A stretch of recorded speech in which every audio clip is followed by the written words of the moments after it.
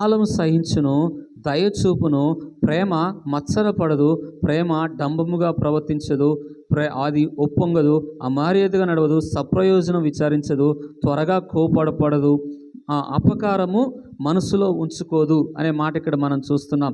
ఇక్కడ ఈ కొరింథీ రాసిన పత్రిక పౌలు రాస్తూ ఉన్నాడు. ఏమని రాస్తున్నాడంటే, అపకారము కూడా ఎవరైతే నీకు అపకారం చేస్తారో, ఎవరైతే నీకు కీడు చేస్తారో, ఎవరైతే అది ఆ ప్రేమ ఎటువంటిదంటే అగాపే ప్రేమ.